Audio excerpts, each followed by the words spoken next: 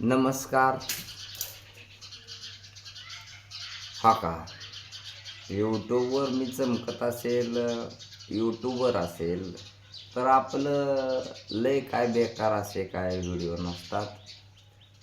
व्हिडिओमध्ये तुम्हाला मी सांगतो, इंदापूर तालुक्यामध्ये स्वतः माझ्या गावामध्येच मी जातोय, वाड्या वस्तीवर दौरो करून फिरतोय. इतकं पिकांची बेकार अवस्था चालू आहे.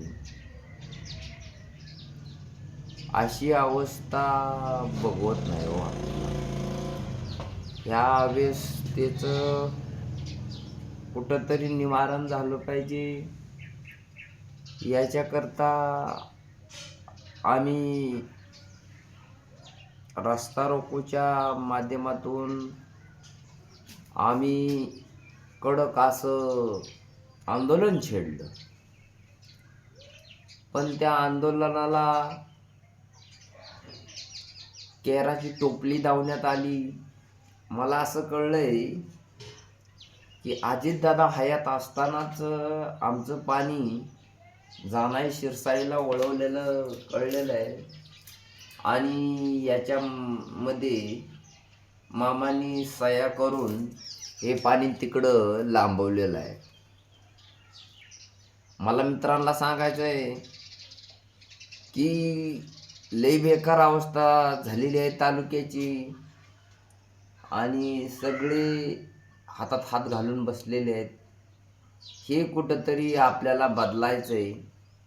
याच्यासाठी इंस्टाग्राम असेल, यूट्यूब असेल, फेसबुक असेल, प्रत्येक ॲपवरती मी असतो आणि आपले ॲपवरील व्हिडिओ बी चांगले लोक आपल्याला प्रतिसाद बी देत असतात.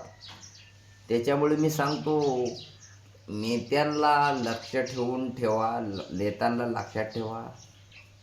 प्रत्येक पिकं उभी जळलेलं ऊसाची पिकं मी लोकांना लावत असतो आणि आपल्या इन्स्टाच्या माध्यमातून प्रत्येकाला कव्हरेज लावत असतो. लय मला नाही नादो